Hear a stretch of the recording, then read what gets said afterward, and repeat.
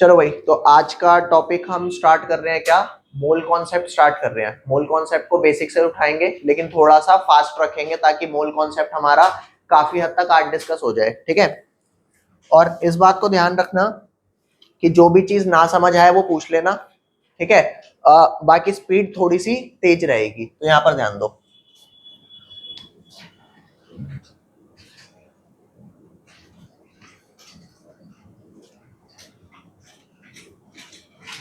अच्छा, mole concept में मैं कुछ बातें बता रहा हूं जो आपको याद रखनी है, ठीक है। कि आपको ये वाली बातें तो पता ही होनी चाहिए, अगर ये वाली ना पता हो तो मेरे को बताना। सबसे पहले, नंबर ऑफ मोल्स क्या होते हैं? नंबर ऑफ मोल्स होते हैं किसी भी चीज का गिवन मास, मास अपॉन में मोलर मास, ठीक है भाई। ये वाली बात आपको पता होनी चाहिए, गिवन मास अपॉन में मोलर मास। किसी भी कंपाउंड का मोलर मास कैसे निकाला जाता है? जैसे अगर आपको वाटर गिवन है तो वाटर का मोलर मास आपको पता है कैसे निकालते हैं। हाइड्रोजन का 1 होता है, 1 × 2 प्लस ऑक्सीजन का 16 होता है, तो ये 2 + 16 कितना आ गया? 18। ये वाली बात हमने 12th में पढ़ी हुई है, 11th का हमारे को याद भी है कि नंबर ऑफ मोल्स ऐसे निकालते हैं।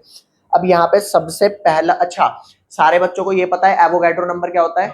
एवोगैड्रो नंबर हमारा होता है Na से शो करते हैं, या फिर इसको किससे शो करते हैं? N0 से। तो ये हमारा होता है 6.022 × 10⁻23। ये वाला नंबर एक बड़ा नंबर है, छोटा नंबर है? ये बड़ा नंबर है, ठीक है। तुम्हें पता है मयंक कि नंबर ये बड़ा है, ठीक है। जैसे कि हम बोले कि 1 डजन में कोई भी चीज कितनी होती है? 1 डजन में कोई भी चीज 12 होती है ना, तो 12 जैसे नंबर है ना, वैसे ये भी एक नंबर है। जैसे 12 नंबर है, 1000 नंबर है, 10,000 नंबर है, 50,000 नंबर है, समझ गए ना? ये नंबर है, ठीक है। तो ये भी एक नंबर है। ये नंबर बहुत बड़ा है क्योंकि 6.0222 को 10⁻23 से मल्टीप्लाई करेंगे। ये वाली बात हमारे को पहले से पता है। अब मैं सबसे पहले आपको कॉन्सेप्ट डिस्कस कर रहा हूं जिसका नाम है परसेंटेज कॉम्पोजिशन। सबसे पहले क्या है? परसेंटेज कॉम्पोजिशन, ठीक है। तो यहाँ पे टॉपिक लिखते हैं, ये मिटा दूं मैं? हाँ, लिख लो इसे। अब जो टॉपिक डिस्कस होगा उसका नाम है परसेंटेज कॉम्पोजिशन।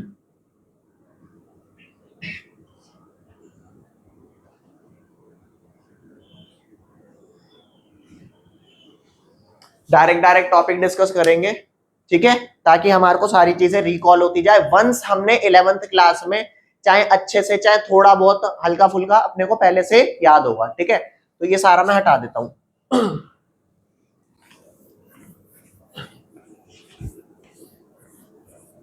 आप सबके पास 11th की एनसीईआरटी बुक पढ़ी हुई है फिलहाल अभी? है, ठीक है। 11th की एनसीईआरटी आपके पास पढ़ी होनी चाहिए, बस आपको ये याद रखना है, ठीक है। तो यहाँ पर आते हैं परसेंटेज कॉम्पोजिशन में। मैं आपको सबसे पहले एक कॉन्सेप्ट बता रहा हूं जिसको बोलते हैं मॉलिक्यूलर फॉर्मूला, फॉर्मूला और एम्पिरिकल फॉर्मूला।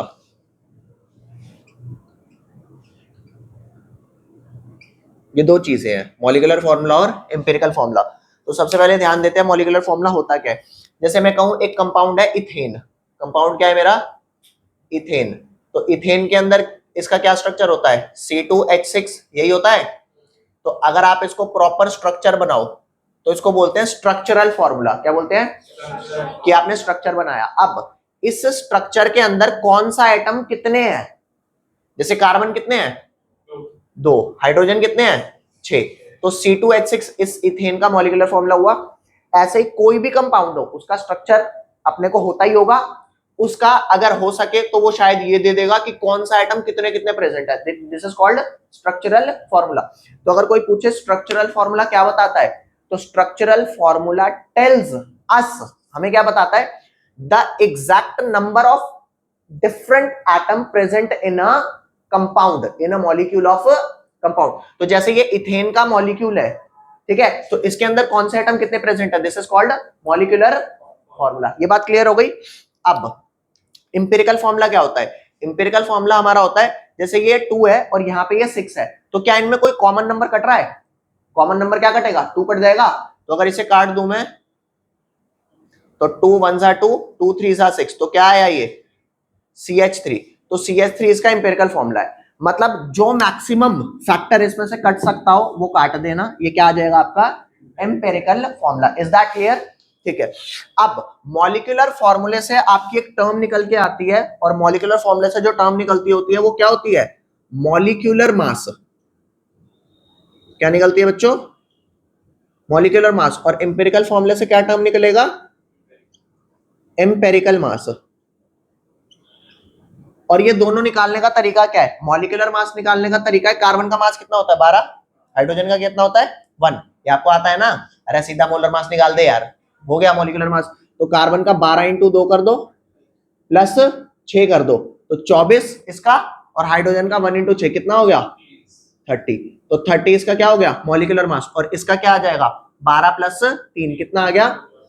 15। तो ये इंपेरिकल मास आ गया। ठीक है। अब अगर मैं ये बात कहूं कि मॉलिक्यूलर मास अपॉन में इंपेरिकल मास, फिलहाल अगर करूं 30 अपॉन में 15, तो क्या नंबर आएगा? 2, है ना? इसको बोलते हैं एन फैक्टर। क्या बोलते हैं? N factor. तो ये एन फैक्टर वही नंबर है जो नंबर मैंने काटा था। चेक करके देख, अगर इस C1H3 के अंदर, अगर इस C1H3 के अंदर मैं ये n मल्टीप्लाई कर दूं 2, तो चेक कर, क्या मेरा वही कंपाउंड नहीं बन गया C2H6? तो मेरा फार्मूला हो गया कि जो मॉलिक्यूलर फॉर्मूला है ना, वो कैसे निकलेगा? मॉलिक्यूलर फॉर्मूला वो निकलेगा n फैक्टर मल्टीप्लाई में empirical formula. Is that clear? मैं दोबारा कह रहा हूं, मैं डेफिनेशन लिखवा नहीं रहा, मैं आपको सिंपल बता रहा हूं। मॉलिक्यूलर फॉर्मूला क्या हुआ? It gives us information of exact number of different elements present in a molecule of compound. एक मॉलिक्यूल में कितने एटम प्रेजेंट है, और ये उसका simplest whole number, simplest whole number ratio है। तो ये हो गया एग्जैक्ट नंबर, ये हो गया सिंपलेस्ट होल नंबर रेशियो। इसे फटाफट लिख लो बस।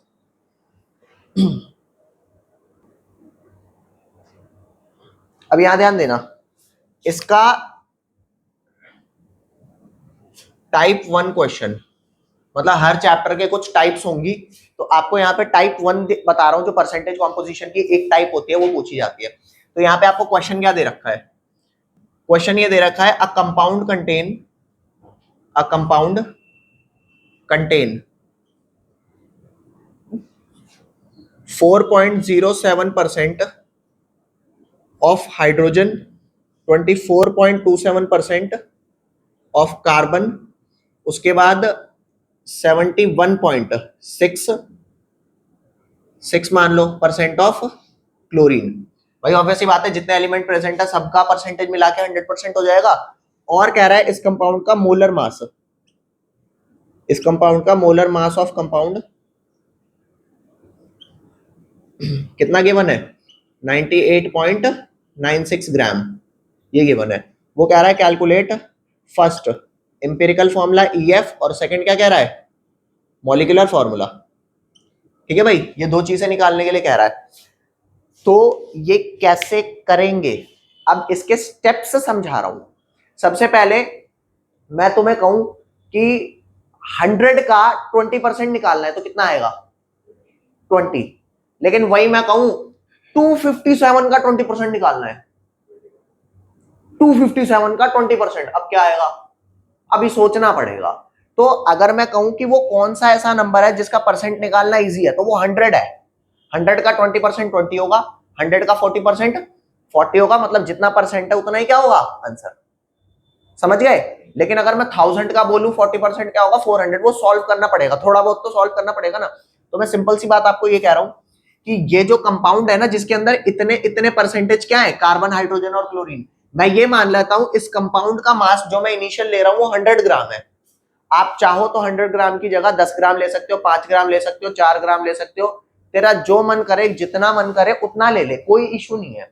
हमने क्यों 100 लिया, मतलब समझ आ गया? ताकि भाई 4.07% हाइड्रोजन है, मतलब उसमें 4.07 ग्राम क्या हो जाएगा? हाइड्रोजन। मानते हो नहीं मानते? तो यहां पर आ जाते हैं। तो इसका सोल्यूशन करने के लिए क्या कर रहे हैं? लेट मास ऑफ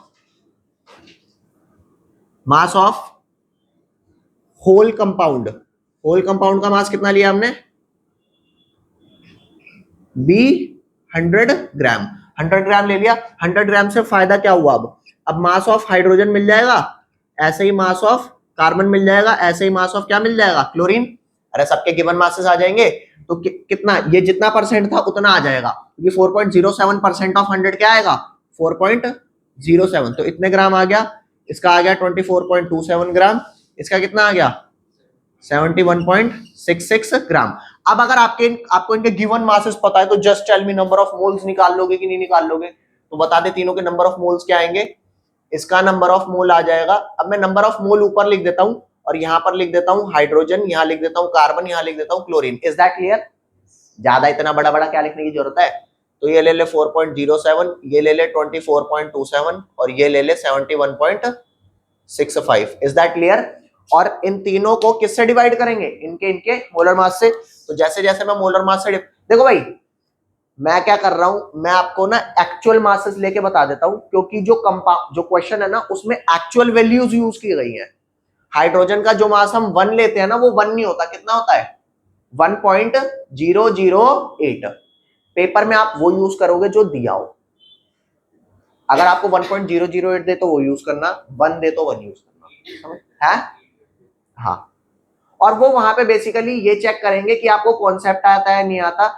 वैल्यूज बहुत ज्यादा डिफिकल्ट नहीं होंगी, आपने बोर्ड्स के पेपर में है नहीं दी होगी तो टेंशन मतलब मिलेगा।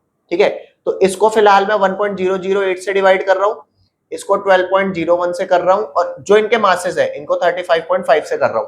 तो इनके जो नंबर ऑफ मोल्स आ गए वो कितने कितने आ गए, इसका आ गया 4.04, इसका आ गया 2.021, इसका आ गया 2.021।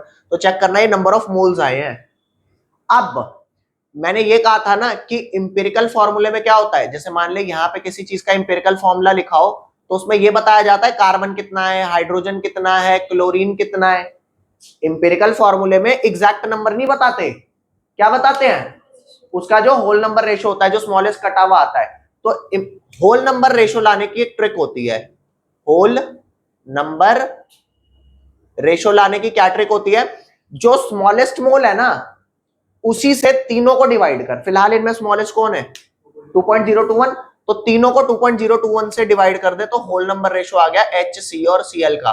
तो 4.04 को किससे डिवाइड करूं 2.021, और ये नंबर अगर 2.021 से ही कटेंगे तो क्या आएंगे, ये 1 और ये 1। ये हो सकता है कि ये वाला नंबर एग्जैक्टली होल नंबर ना आए, हो सकता है 1.99 आ जाए, हो सकता है 2.01 आ जाए। तो आपको क्या करना है, जो भी नंबर आएगा ना उसे अप्रोक्सीमेटली होल ले लेना है। भाई ये तो एग्जैक्ट होल नंबर आ गया, अरे ना समझ आए मना कर देना भाई। ठीक है, तो ये 2 हुआ, ये 1 हुआ, ये 1 हो गया। तो अब हाइड्रोजन 2 हो गए इंपेरिकल फॉर्मूले में, कार्बन 1 हो गया, Cl 1 हो गया। अब अगर आपको इंपेरिकल फार्मूला मिल चुका है तो मुझे बताओ इंपेरिकल मास आ जाएगा कि नहीं आ जाएगा, आ जाएगा। तो इंपेरिकल फॉर्मूला अगर आपका ये आ गया, ठीक है, तो इंपेरिकल मास क्या आ जाएगा, इंपेरिकल मास आपका आ जाएगा, हाइड्रोजन कितने हैं 2 है ना, तो 1.008 को किससे मल्टीप्लाई कर दूं 2 से, बोलो, प्लस कार्बन कितना हो गया 12.01, ठीक है, प्लस क्लोरीन हो गया 35.5। इसको सॉल्व करूंगा तो टोटल क्या आ जाएगा इंपेरिकल मास। और वंस आपका इंपेरिकल मास आ गया, मोलर मास और मॉलिक्यूलर मास सेम होता है। तो अब नेक्स्ट आप क्या करने वाले हो, एन फैक्टर निकालोगे मोलर मास अपॉन में इंपेरिकल मास। यहां पे मैं बता रहा हूं एन फैक्टर 2 आएगा इस केस में, ये जो हम क्वेश्चन कर रहे हैं।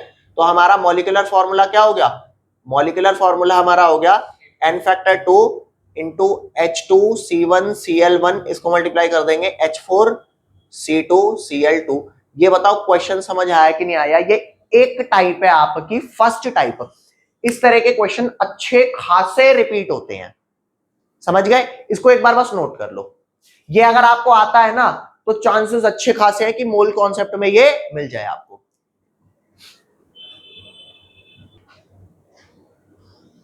चलो बच्चों, नेक्स्ट हमारा क्या आता है ये हमारा सबसे पहला टॉपिक था वो खत्म हो गया, टाइप 1। अभी आएगा सेकंड टाइप ऑफ क्वेश्चन क्या आते हैं। तो सेकंड आता है हमारा स्टोइशियोमेट्रिक कैलकुलेशन। ठीक है, क्या आता है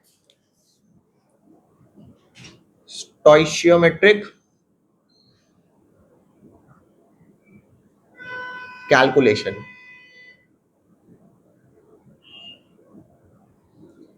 ये स्टोइशियोमेट्रिक कैलकुलेशन कहता क्या है? ये सिंपल भाषा में हमारे को तू मैं करना सिखाता है। तू इतना तो मैं इतना। जैसे होता है ना, तूने एक चांटा मारा, मैं भी मारूंगा, फिर इसने एक मारा, मैं भी मारूंगा, फिर इसने एक मारा। अब मैं रुक इसलिए नहीं रहा क्योंकि मैंने एक कम मारा है। मारूंगा, शांत हो जाऊंगा, लेकिन अब वो नहीं शांत होगा। किसी को तो एंड में शांत होना पड़ेगा ना, फिर रुक जाओ यार, या तो बराबर बराबर में शांत हो जाओ। ठीक है, तो यहाँ पे स्टोइशियोमेट्रिक कैलकुलेशन में सिर्फ तू मैं करना सिखाएंगे। एक बंदा अगर कम पड़ गया तो अब रिएक्शन नहीं होगी, क्योंकि ऐसा कभी नहीं होता कि आप किसी एक रिलेशन में आप ही आप करे जा रहे हो, सामने वाला तो कुछ कर नहीं रहा। ठीक है, तो यहां पर ध्यान देना, यहां पे वही तू मैं करना सिखाते हैं। एक रिएक्शन ले लेते हैं, CH4 plus O2 gives CO2 plus water.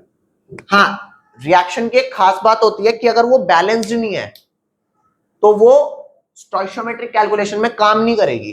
तो सबसे पहला मेरा मेन मोटो क्या है कि मैं इसको ना बैलेंस चेक कर लूं।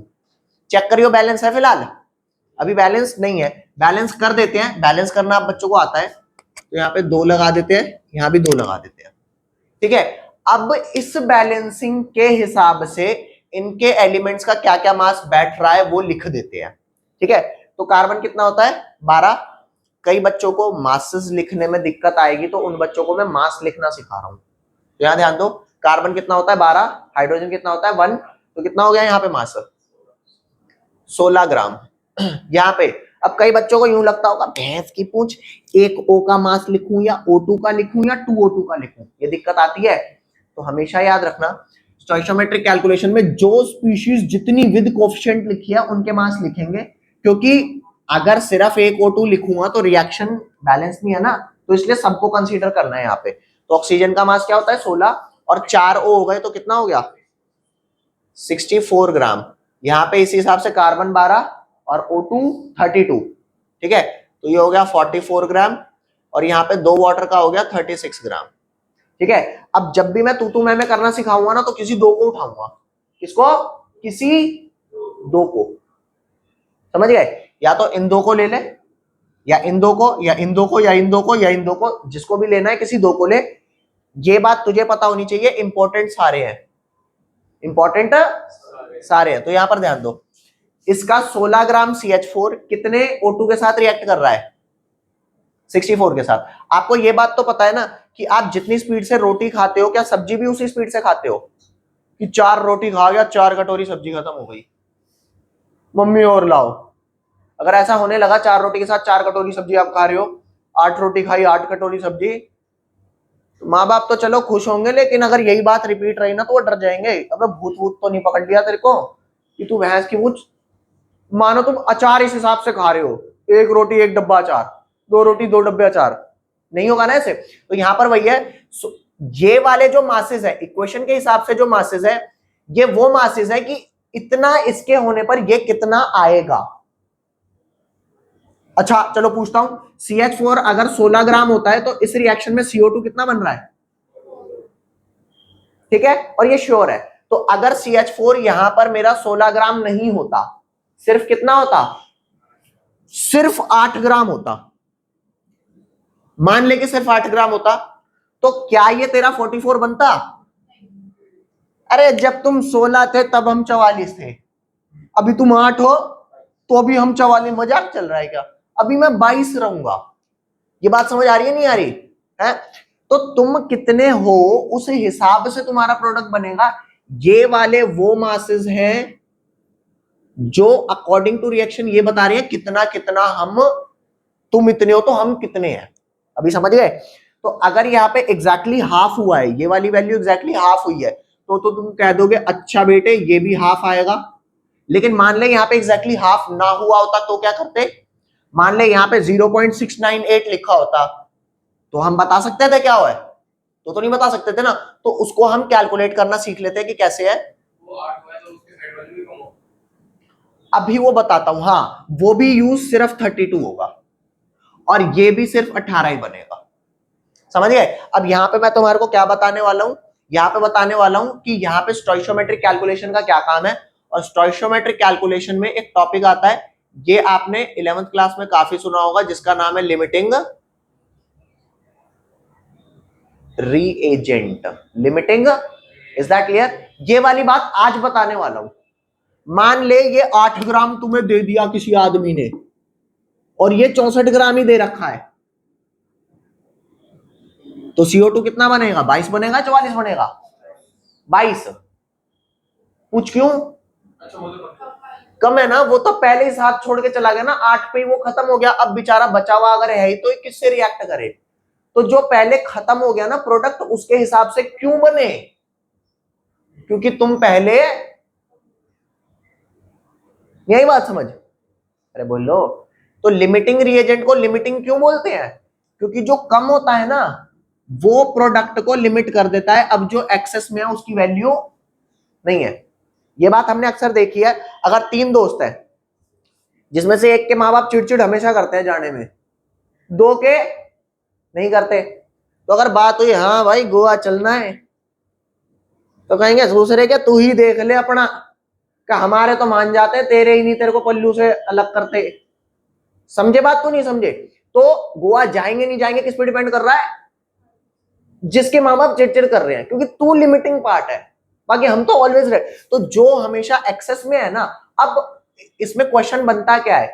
मुझे ये पता लगाना है एक्सेस में कौन है और लिमिटिंग कौन है। ठीक है, पहले मैं ये पता लगा देता हूं कैलकुलेशन कैसे करेंगे, फिर हम एक क्वेश्चन डिस्कस करते हैं। तो यहां पे मान लो कि ये 8 दिया हुआ है और कोई पूछे कि ये कितना बनेगा, तो पता लगा लूं कितना बनेगा। अगर ये 8 है तो मैं यहाँ पे क्या लिख लेता हूं? x बनेगा। क्या लिख लेता हूं? x बनेगा। उसके बाद मेरे को एक टेबल बनानी है। कौन सी टेबल? जहां पे मैं एक तरफ लिखूंगा मास ऑफ CH4 और एक तरफ क्या लिखूंगा? Mass of CO2। तो बता कितना CH4 कितना CO2 बना रहा है? 16 बनाता है, कितना? 44। तो अगर ये 8 पड़ा है तो ये कितना बनाएगा? x। तो इनको अब मैं कैसे सॉल्व करूंगा? 16 divided 44 is equal to 8 divided x। तो x की वैल्यू कैसे आएगी? Cross multiply. अरे ये तो कर लोगे, ये तो आती है। तो x की वैल्यू आ गई 8 इंटू 44 डिवाइडेड 16। 8 1 2 और ये कट के आ गया 22। तो चेक करके देखना, अब यहाँ पे 8 की जगह अगर 0.79 भी लिखा है तो मैं कैलकुलेट, अब तो कैसे कैलकुलेट करना है ये पता लग गया। अभी मैं आपको एक क्वेश्चन देने वाला हूं, पहले ये नोट कर लो फिर क्वेश्चन करते हैं। अभी क्वेश्चन क्या है, क्वेश्चन देखते हैं। टाइप 2 क्वेश्चन कि यू आर प्रोवाइडेड विद, क्या प्रोवाइडेड है बच्चों? आपको प्रोवाइडेड है 50 ग्राम CH4 एंड 150 ग्राम O2, ये प्रोवाइडेड है। अब वो क्वेश्चन क्या कह रहा है? Calculate mass of first CO2 formed, calculate mass of CO2 formed second. First यहां लगा देता हूं, calculate first mass of CO2 formed second limiting reagent, LR लिख दे लिमिटिंग रिएजेंट को, कौन लिमिटिंग है। और थर्ड आपको बताना है mass of access reagent left if any, mass of access reagent left if, अगर कोई बच गया है तो। मुझे नहीं पता बचा है कि नहीं बचा, क्या पता भाई साहब। यार तुम भी खाना खाते हो, देखो मैं 2 बंदों की बात नहीं कर रहा, एक जो खाने में चिड़चिड़ करते हैं और एक जो खब्बू है। ये खब्बू वाले क्या होते हैं? भैंस की पूछ, एंड में अगर अचार भी बच गया ना तो ये उसे भी, तुम उसे क्यों देख रहे हो? तो 2 तरह के लोग होते हैं, एक होते हैं चिड़चिड़, एक होते हैं बहुत खाते हैं, वो कुछ नहीं छोड़ते एंड में, उनकी एंड की थाली यूं होती है, अरे बेटा खाना नहीं मिला तेरे को, अरे खा गया मैं, रख दो बस इसे। ठीक है, तो जब आप खाना खाते हो तो कई बार सब्जी कम पड़ जाती है, कई बार रोटी कम पड़ जाती है। क्या कभी ऐसा होता है कि जितना दिया था सट एकदम पेट भर गया? समझ रहे हो? ऐसा कभी कभार वो बात अलग है, लोग हिसाब लगा लेते हैं कि 2 रोटी बची, अच्छा एक ही आलू है, कोई नहीं इतना इतना लेके खा लूं, वो नहीं कह रहा अभी मैं तुम्हारे को। सिंपल ये कह रहा हूं कि लिमिटिंग भाई जितना यूज होना है एग्जैक्टली उतना ही तुम लेके चले, ऐसा मुश्किल है। तो अगर ये देखो मोस्ट ऑफ द केस में रिएक्शन देगा, लेकिन अगर रिएक्शन नहीं दी तो वहां क्वेश्चन मुश्किल हो जाता है। फिर वहां पे क्या हो जाता है, आप क्वेश्चन के लिए पहले रिएक्शन लिखो, उसके बाद क्वेश्चन करो, ठीक है। कुछ सिंपल रिएक्शन होती है 10th के 9th की, वो रिएक्शन कई बार नहीं देता। नीट की बात कर रहा हूं मैं, मेंस की बात नहीं कर रहा, एडवांस की बात नहीं कर रहा। तो यहां पे आ जाते हैं, इक्वेशन क्या है भाई, इक्वेशन है आपकी, ये 3 चीजें निकालनी है, इसको करेंगे। देखो CH4 + 2O2 gives CO2 + 2 water. तो चेक करके देखना, जब भी आपको ऐसी क्वेश्चन मिलेगी आप इनके सबसे पहले वो मासेस लोगे जो रिएक्शन कहती है, ठीक है। तो रिएक्शन जो कह रही थी वो अभी हमने लिख रखे थे, तो यहां पे लिख लेते हैं 16 ग्राम, यहां पे 64 ग्राम, यहां पे 44 ग्राम, और यहां पे तुम में से कोई बच्चा ऐसा है जिसे ये, अच्छा भाई सुन, याद करने के लिए कह रहा है? इक्वेशन कई दफा मिलेगी, कई बार सिंपल इक्वेशन मिलेगी। अगर वो टेस्ट कर रहे हैं लिमिटिंग रिएजेंट तो वो इक्वेशन सिंपल देते हैं, नॉर्मल क्वेश्चन होंगे आपसे आ जाएंगे, ठीक है। अच्छा नीट का एक चीज याद रखना, नीट के एग्जाम की बता रहा हूं, पेपर NCERT बेस्ड होगा। तुम्हारा बोर्ड का पेपर कितना मुश्किल था, अगर NCERT पढ़ के गए हो तो हो जाएगा एग्जैक्टली दैट लेवल। नीट का पेपर मुश्किल क्यों हो रहा है, क्योंकि कोर्स ज्यादा है, समझ रहे हो, मुश्किल इसलिए हो रहा है। बाकी जो जो तुम पढ़ के जाओगे ना, तुम देखना उसके क्वेश्चन तुमसे लगेंगे, बस तुम यूं कहोगे अच्छा यार अगर सारा करा होता तो हो जाता, इसी बार हो जाता, ठीक है। तो सिलेबस ज्यादा से ज्यादा कवर करेंगे अच्छे से। तो यहां पर ध्यान देना, यहां पे ये वो मास, देख कोई कहे कि क्या इन मासेस का कोई काम है, बस इतना ही काम है कि ये बता रहे हैं कि ये अगर इतना तो ये कितना या ये कितना। और जब भी मैं कंसीडर करूंगा, कंसीडर 2 को करूंगा, चाहे इन दो, चाहे इन दो, चाहे इन दो, चाहे इन दो, समझिए। अब यहां पर ध्यान दें, CH4 जो दिया हुआ है वो कितना है, 50 ग्राम। ये क्या है फिर, अरे ये रिएक्शन के हिसाब से है, ये मिला नहीं है मुझे। बंदा कहेगा मेरे को तो 2 दे रखे हैं, 16 भी और 50 भी। अरे 50 दे रखा है, 16 तो रिएक्शन से तू लाया है। तो यहां पे आ जा, यो दे रखा 50 ग्राम और यो दे रखा 150 ग्राम। क्या देख के बता सकते हो कौन सा कम है कौन सा ज्यादा है? ऑक्सीजन कम है। चल ये तो इन्होंने अभी पता लगा लिया, लेकिन मैं कहूं यहां पे अगर 3032 है और यहां पे 1500 है, तो अब बता दे कौन ज्यादा है कौन कम है। अब लगा ले, डबल कर ले, ट्रिपल कर ले, यहां तो तूने डबल करके अंदाजा लगा लिया, अब लगा ले अंदाजा, ग्राम, वो भी ग्राम है, ये इसका है वो उसका है। अब नहीं लगेगा ना पता, क्यों? क्योंकि यहां तूने जस्ट डबल करके देख लिया था अंदाजन एक, ठीक है।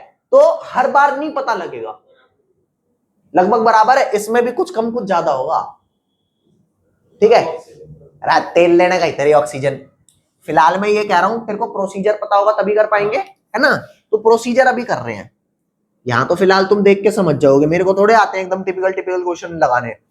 तो तुझे ये नहीं पता कि कम कौन है, देख या तो ये कम होगा या तो जो कम होगा वो कम बना रहा होगा, वो कहेगा कम बनाएंगे, समझ रहे हो। कोई ऐसा इंसान जिसकी जेब में पैसा हो ना, बातें कर रहा है करोड़ों की, चल ठीक है कर ले, कर सकते हैं, बातें करने में क्या है। अब यूं बात आई डोनेट करने हैं, कर देगा वो उतना ही, तो फिर डोनेशन की बात करेगा जितनी औकात होगी। तो हमें ये नहीं पता ज्यादा है या कम है, ये नहीं पता ज्यादा है कम है, पर हम इन दोनों से पूछते हैं तू अमाउंट ऑफ CO2 कितना बनाना चाहता है, तो जितना होगा उसी औकात से तो बनाएगा। एक बार CH4 से टेस्ट कर ले कितना बनेगा। CH4 से क्या मैं यहाँ पे x लिख दूं कि मान लेता हूं x बनाएगा, तो क्या फार्मूला लगेगा, लगा ले, तेरे पास फार्मूला लगेगा पहला, यहां पे मास ऑफ CH4 आ गया और यहां पे नीचे मास ऑफ CO2 आ गया, तो 16 ग्राम बना रहा है 44 ग्राम, तो 50 ग्राम कितना बनाएगा, x ले लिया तो कितना आ गया 16/44 इक्वल टू 50/x। तो x की वैल्यू कितनी आ गई 50 इंटू 44 अपॉन में 16।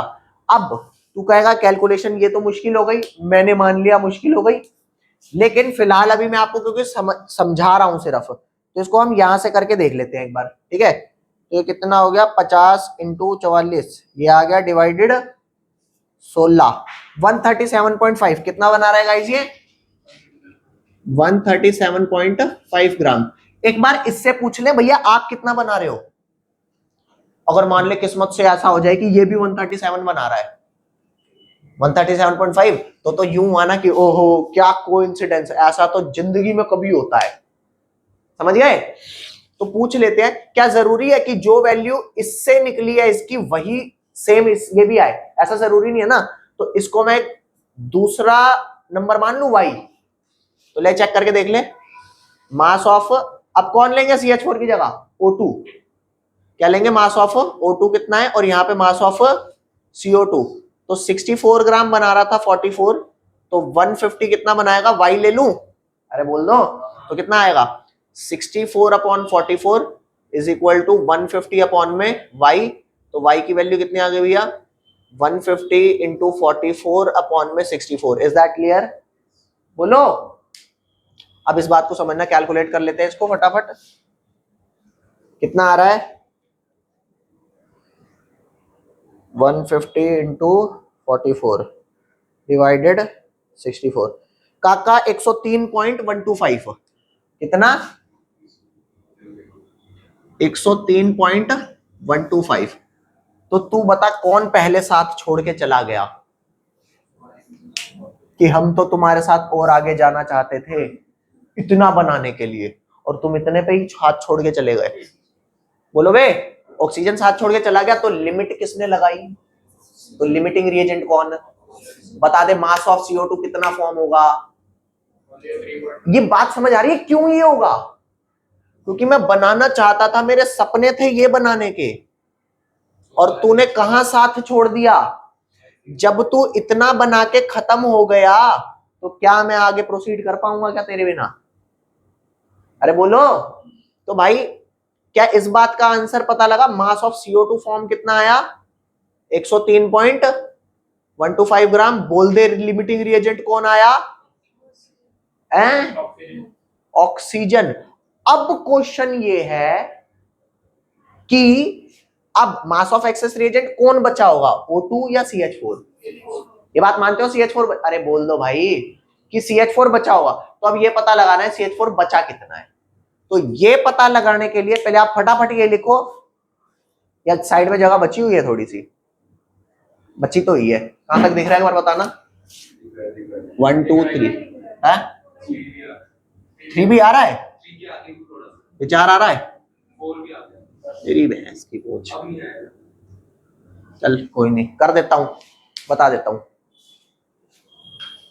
अच्छा ये सारा क्वेश्चन करने के बाद क्या तुम ये मानते हो कि CH4 सारा खत्म हो गया होगा,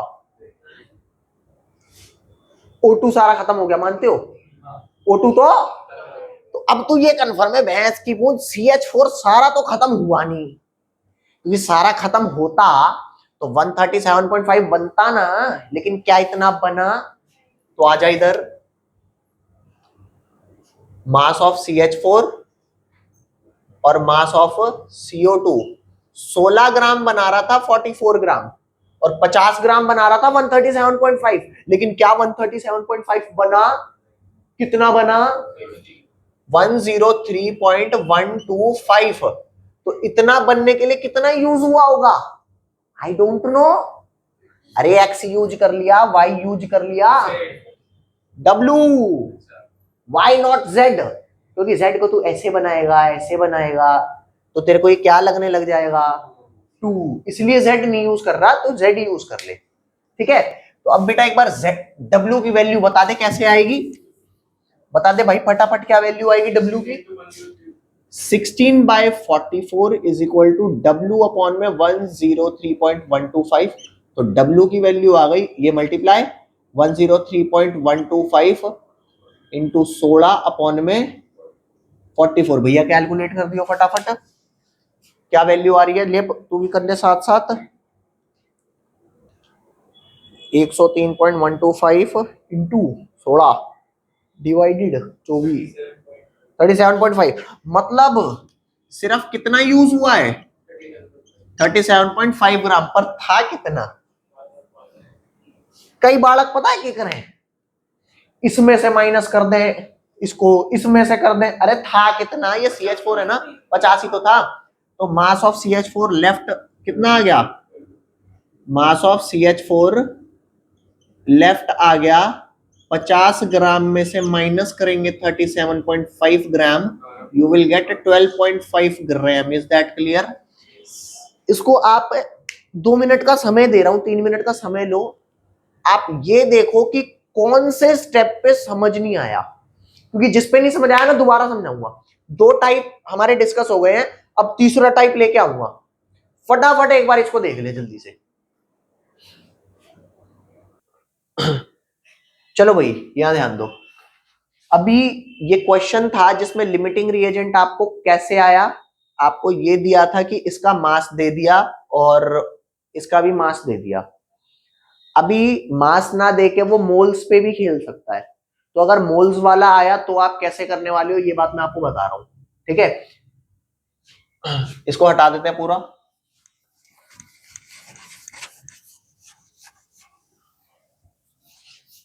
ये हटाया, और यहां पे भी मैं क्या करता हूं, इनको अगर मास नहीं दिया, मोल्स गिवन है, तो ऑब्वियसली बात है मेरे को मोल से रिलेट करना पड़ेगा। मान ले CH4 के दे दिए कितने मोल, 2 मोल दे दिए। कितने मोल दे दिए भाई, 2 मोल CH4, और क्या दे दिया, इसके ले ले सपोज 6 मोल ले ले, 6 मोल O2। समझ गए, ये दे दिया क्वेश्चन। तो अगर मोल्स की टर्म्स में बात कर रहा है तो ऑब्वियसली बात है, आप मास तो निकाल नहीं सकता, तो इनके जो स्टोइशियोमेट्रिक कोफिशिएंट है ना, क्या कोफिशिएंट है, 2, ये 2, और इसके आगे क्या है 1, कुछ नहीं लिखा मतलब 1। तो ये आप एज अ मोल ले सकते हो। तो ये कितना मोल है, 1 मोल, इसका 2 मोल, इसका 1 मोल, और इसका 2 मोल। ओके, तो इसका 1 मोल, इसे 2 मोल, 1 मोल, 2 मोल। अब यहां पे कितना दे रखा है, 2 मोल ये दे रखा है, 6 मोल ये दे रखा है। क्वेश्चन वही है, पता लगाओ मास, पूछ रहा है मास में, लेकिन दे क्या रखा है, मोल्स दे क्या रखा है। अच्छा एक बात आपको ना क्लैरिफाई कर देता हूं। क्लैरिफिकेशन में क्या है कि अगर आपको कभी नंबर ऑफ मोल्स गिवन हो किसी चीज के, नंबर ऑफ मोल्स का फॉर्मूला क्या होता है, गिवन मास बाय, इसमें से क्या चीज नहीं बदलेगी, किसी एक कंपाउंड का। अरे अलग अलग का तो अलग अलग ही आएगा, वैसे क्या नहीं बदलेगा। तो बेटा याद रखियो, अगर तुझे किसी के मोल्स पता है तो तू गिवन मास निकाल सकता है, और अगर गिवन मास पता है तो नंबर ऑफ मोल्स निकाल सकता है। यार मोलर मास तो पता ही है ना मेरे को, कब नहीं पता, जब मुझे ये नहीं पता कि कंपाउंड कौन सा है। लेकिन अगर कंपाउंड पता है तो मेरे को मोलर मास हमेशा। तो अगर मेरे को किसी का ये मिल जाए तो डोंट टेक टेंशन, मैं कितना मास है निकाल लूंगा। समझ गए, अगर कोई क्राइम हुआ है तो पुलिस वाले पता नहीं लगा लेंगे किसने किया है, बोलो। लेकिन कोई जाके यूं कहे हाँ जी FIR लिखवानी है, क्या हुआ है भाई बताओ, वो तो पता नहीं। अब तो पहले ये पता लगा कि हुआ क्या है, फिर तू ये पता लगा किया किसने, अब कर लेगा। अरे पागल वागल हो क्या, मैं कहता हूँ CID हो कोई हो, अब तो कोई नहीं पता लगा पाएगा कि हुआ क्या है, वो तो बता, कुछ तो बता। नहीं यही बात समझ। तो गिवन मास पता है तो मोल्स आ जाएंगे, मोल्स पता है तो चेक करके देखना, तेरे को मास की टर्म्स में पूछ रहा है लेकिन दे किस में रहा है, मोल्स में, तो भाई कोई दिक्कत नहीं। कैसे, ये देख,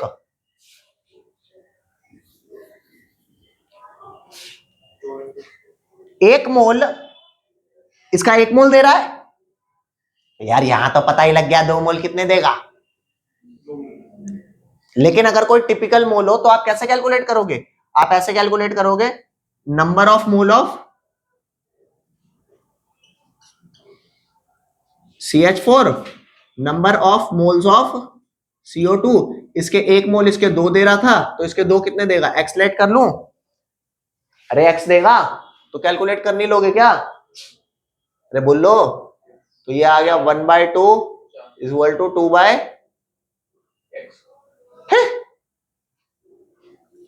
अरे 1 मोल 1 ही तो दे रहा था, कैसी बात करते हो यार, कि मेरी छुट्टी कर दे, मेरी सुबह से क्लास हो रही है, 1 मोल 1 ही तो दे रहा है, 1 मोल 1 ही तो दे रहा है, तो निकाल लेंगे ना, दो ये कितना दे रहा है, तो x की वैल्यू 2 मोल आ गई, उससे निकाल ले, इससे क्या जरूरी है इससे भी सेम दे रहा हो, y लिख ले, तो क्या आ जाएगा, number of mole of O2 और number of mole of CO2 कितना आया, 2 मोल 1 मोल दे रहा था तो 6 मोल कितना देगा, चेक कर ले, y ले ले, तो 2/1 इज इक्वल टू 6/y, तो y की वैल्यू क्या आ गई 6/2, कितना आया 3 मोल, बता दे लिमिटिंग रिएजेंट क्या है, CH4 लिमिटिंग रिएजेंट है ना, तो नंबर ऑफ मोल ऑफ, समझ गए, अब अगर तेरे को इनके मोल्स मिल चुके हैं कितने कितने बन रहे हैं तो मास नहीं निकाल सकता, बोलो कैसे निकलेगा, मास कैसे निकलेगा, गिवन मास आएगा नंबर ऑफ मोल इनटू में मोलर मास, तो कन्वर्ट कर लेना मास में, उसके बाद करता रहे आगे जो करना है, नहीं आई बात समझ, फटाफट करो, फिर नेक्स्ट एस्पेक्ट डिस्कस कर रहे हैं, ये वाला एस्पेक्ट हमारा हो गया, चलो बच्चों नेक्स्ट आता है आपका कॉन्सेप्ट जिसका नाम है एटॉमिक मास, क्या है कॉन्सेप्ट, एटॉमिक मास, अब ये एटॉमिक मास क्या होता है, एटॉमिक मास यूनिट क्या होता है, थोड़ा सा ये डिस्क्राइब कर लेते हैं, आने को क्वेश्चन यहां से भी आ सकता है प्रॉपर, ठीक है, तो सबसे पहले कितने बच्चों को ये लगता है कि atomic mass of an atom होता है, जल्दी जल्दी रिस्पॉन्ड करो, atomic mass of an atom होता है, कितनों को लगता है, अरे हो भी सकता है नहीं भी हो सकता है, लगता कितनों को है, एटॉमिक मास तुम्हें लगता है मास ऑफ क्या होता है एटम, लेकिन एटॉमिक मास ऑफ एटम नहीं होता, ठीक है, एटॉमिक मास क्या होता है, एटॉमिक मास एक नंबर होता है, ठीक है, अब क्या मैं इस पेन का एटॉमिक मास निकाल सकता हूं, हैं, तुम्हें लग रहा होगा कि नहीं निकाल सकता क्योंकि ये तो पेन है, तो मैं बता रहा हूं पेन का एटॉमिक मास निकल सकता है, तो जब तुम्हें यह पता लग गया कि एटॉमिक मास का मास ऑफ एटम से कोई लेना देना नहीं है, ठीक है, तो अब आप ये पूछोगे कि अगर तू किसी भी चीज का एटॉमिक मास निकाल सकता है तो कैसे निकालेगा, ठीक है, तो वो मैं बता रहा हूं, वो ये बता रहा हूं, यहां ध्यान देना, मान लो तुम निकालना चाहते हो atomic mass of pen, this pen निकालना चाहता हूं, तो आपको ये तो पता है कि अगर इस पेन को मैं तराजू पे तोलूंगा तो कुछ मास आएगा, तो वो इसका एक्चुअल मास होगा ना, तो एक्चुअल मास ऑफ पेन ले लो,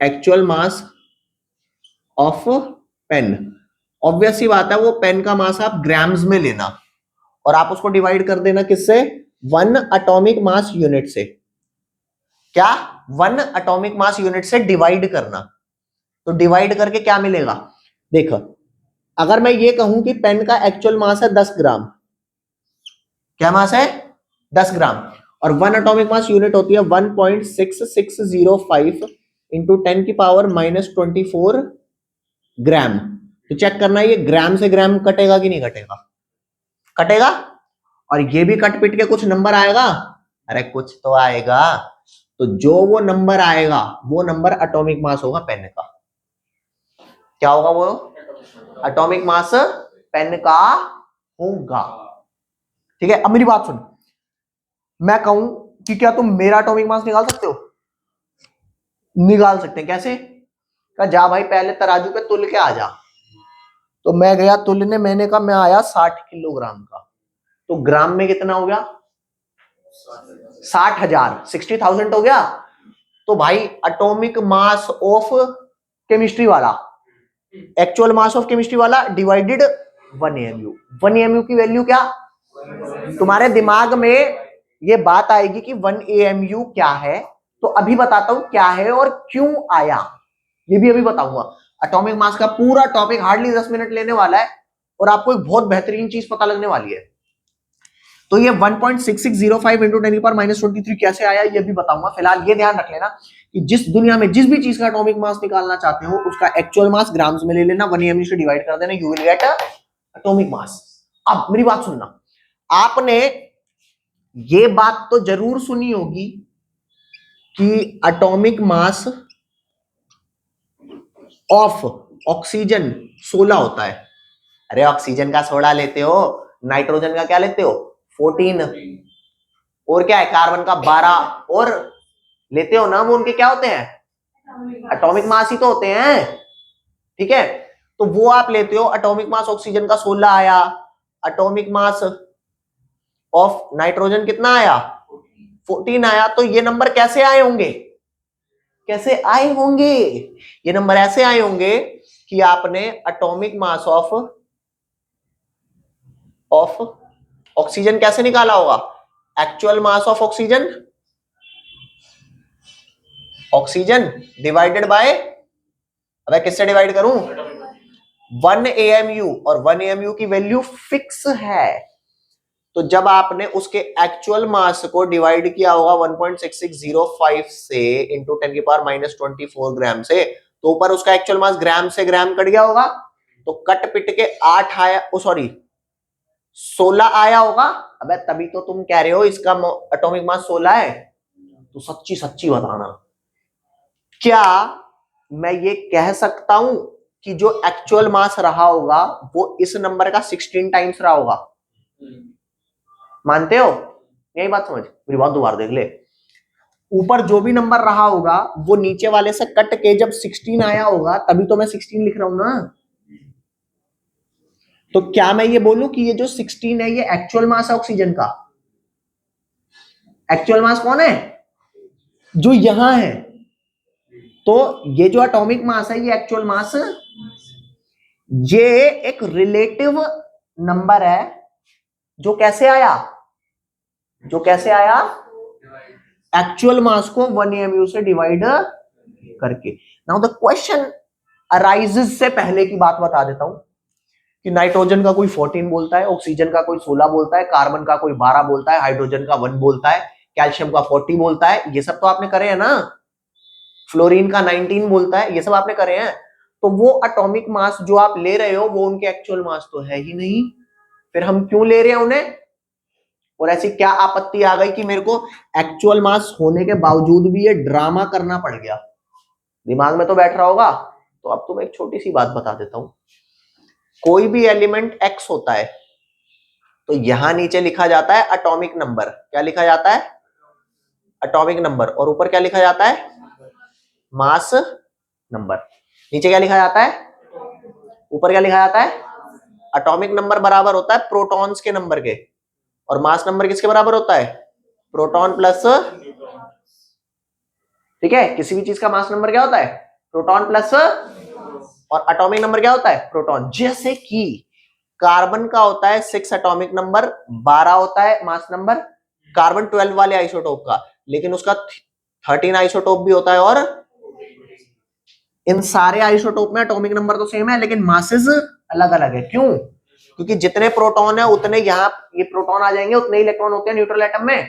तो इसमें 6 प्रोटॉन प्लस 6 न्यूट्रॉन है, इसमें 6 प्रोटॉन प्लस 7 न्यूट्रॉन है, इसमें 6 प्रोटॉन प्लस, समझ गए? तो ये जो नंबर आया है ना एटॉमिक मास, ये एक्चुअल में पता है क्या होता है एटॉमिक मास? एक्चुअल में मास नंबर होता है। क्या होता है ये? मास नंबर बोले तो प्रोटॉन प्लस, मतलब अगर किसी एलिमेंट का मैं कह दूं कि ये 20 और ये 40, इसका एटॉमिक मास क्या है बोलो? ये एटॉमिक मास है। इसका मास नंबर क्या है बोलो? 40। इसका प्रोटॉन प्लस न्यूट्रॉन नंबर क्या है बोलो? वही 40। हाँ फिलहाल अभी 20 प्लस 20 हो गया, समझ गए? तो मैंने कुल मिला के आपको ये बात बोली कि atomic mass is nothing but the mass number itself. तो अगर कोई एलिमेंट फ्यूचर में डिस्कवर हुआ जिसका साइंटिस्ट ने ये पता लगा लिया, ओहो ये, ओहो ये, अरे मुझे क्या पता भैंस की दूध कौन सा एलिमेंट है, ये कोई पता ही नहीं, अरे हो सकता है गलत भी हो। तो अगर किसी ने ये पता लगा लिया कि उसके प्रोटॉन प्लस न्यूट्रॉन 292 है, तो क्या मुझे उसका एटॉमिक मास पता लग गया? अगर उसका मेरे को एटॉमिक मास पता लग गया तो मैं उसको 1 AMU की वैल्यू से मल्टीप्लाई करके एक्चुअल मास निकाल सकता हूं। तो क्या मुझे उस एटम को तोलने की जरूरत है? नहीं। समझ गए? तो एटॉमिक मास जो कॉन्सेप्ट है वो कैसे आया ये समझाता हूं। नहीं, कैसे आया ये बात गई तेल लेने, लेकिन उसके आने से फायदा क्या हुआ? उसके आने से फायदा ये हुआ कि अगर मेरे को किसी एटम के अंदर प्रोटॉन पता लग जाए और क्या पता लग जाए, तो प्रोटॉन प्लस न्यूट्रॉन मिलके क्या बन गया उसका मास नंबर। और मास नंबर खुद क्या है? Atomic mass. क्या है वो? एटॉमिक नंबर नहीं है, एटॉमिक। और एटॉमिक मास पता लगने के बाद इस जादुई नंबर से मल्टीप्लाई कर दो, सो दैट कि उसका क्या मिल जाएगा। तो अब मेरे को किसी, सोच करके देख, कोई ऐसी टेक्निक आ जाए बंदा भैंस की वो देखते ही बता दे कितने किलो के हो। बता सकता है कोई कि देखते ही बता दूंगा? ऐसे तो बता ही नहीं सकता। हमें कितने किलो का ये जानने के लिए क्या करना पड़ता है? हर बार जाओ भैंस की पूछ तो लो, खुद ही तुल के आ जाओ। पता चला था कल आया था 60 किलो का, आज आ रहा हूँ भैंस की वो मात्र 50 किलो का। क्या हुआ भाई, कैसे घट गए? वो खाना नहीं खाया। अरे कुछ तो फर्क आता होगा, 100 ग्राम 200 ग्राम कुछ तो फर्क आता होगा, है ना। तो यहां पर मतलब क्या है? यहाँ पे ये मतलब है कि एक्चुअल मास निकालने के लिए अब मेरे को हर बार तोलने की जरूरत, वो ट्रिक मुझे मिल गई है। अच्छा तुम्हें एक क्वेश्चन बोलता हूं, आंसर बताना। मान लो यहां पे एक्चुअल मास ऑफ ओ था और नीचे अगर इसका 16 एटॉमिक नंबर, एटॉमिक मास था 16, मतलब इसका मास नंबर क्या था 16, मतलब प्रोटॉन प्लस न्यूट्रॉन कितने थे 16। तो किसी चीज के एक्चुअल मास को उस नंबर से डिवाइड करना, सो दैट की कट के वही नंबर आए जो उसका मास नंबर है। तो क्या ऐसा नंबर निकालना इजी था? क्वेश्चन समझ नहीं आया, मैं कहता हूं साइड गया। मैं कहता हूं किसी चीज के एक्चुअल मास को उस जादुई नंबर से डिवाइड करो जिससे डिवाइड करके जो नंबर आए वो उसके प्रोटॉन प्लस न्यूट्रॉन मतलब मास नंबर बराबर हो। तो क्या ऐसा नंबर फाइंड करना इजी था? ऐसा नंबर फाइंड करना क्यों इजी नहीं था? क्योंकि यार किसी का मास कुछ है, हमें क्या पता उसमें प्रोटॉन न्यूट्रॉन कितने हैं। किसी का मास कुछ है, हमें क्या पता उसके प्रोटॉन न्यूट्रॉन का सम कितना है। हो सकता है कोई किसी नंबर से डिवाइड होके वो प्रोटॉन प्लस न्यूट्रॉन का नंबर देता हो, कोई किसी से। तो ये एक नंबर ऐसा पता लगाना जिससे किसी के एक्चुअल मास को डिवाइड करें तो क्या निकल के आ जाए, प्रोटॉन प्लस न्यूट्रॉन का नंबर। ये बड़ा मुश्किल था और ये पता लगाने के लिए इनको कई साल लग गए। अब तुम सोच करके देखो, एक इंसान ऐसा काम कर रहा है कि मैं एक्चुअल मास को एक ऐसे नंबर से डिवाइड करूंगा सो दैट कि जो नंबर आए वो उसका क्या हो, प्रोटॉन प्लस न्यूट्रॉन का सम, जो मास नंबर होता है। तो ये निकालना अभी के लिए हमारे को यूं नहीं था कि अच्छा 10 मिनट में अभी निकाल के देता हूं। 10 मिनट में नहीं निकला था, उसे सालों लगे थे। जब वो निकाल रहा था ना तो लोग कहते थे भैंस की पूछ तू करना क्या चाह रहा, पागल वागल है क्या। तो ये बात तो हम सब जानते हैं कि साइंटिस्ट तो पागल होता है, वो पागल नहीं होता तो तुम्हारे को मिलता ही नहीं। ये बात समझिए। तो अब इन सारी बातों को सम अप करते हैं। सम होके क्या आता है, तू ये बता कि तेरे को ये बात पता है कि नहीं पता कि एटॉमिक मास कैसे निकला। कैसे निकला? किसी भी चीज का actual mass divide by, now what is 1 AMU? 1.6605 into 10⁻⁻24। अभी तू कहेगा भैंस की पूंछ, सूसरे ने एक ऐसा नंबर लिख दिया, मेरे बस की तो नहीं है ये याद करना।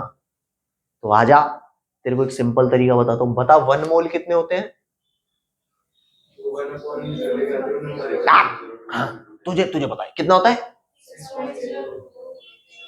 इंटू 10⁻23। इसको रेसिप्रोकल करना।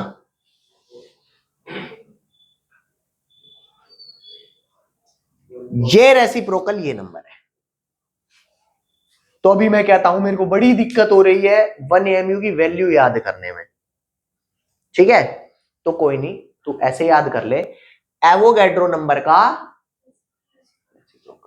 अब वो एवोगैड्रो का रेसिप्रोकल कैसे आया ये मुझे अभी तक नहीं पता।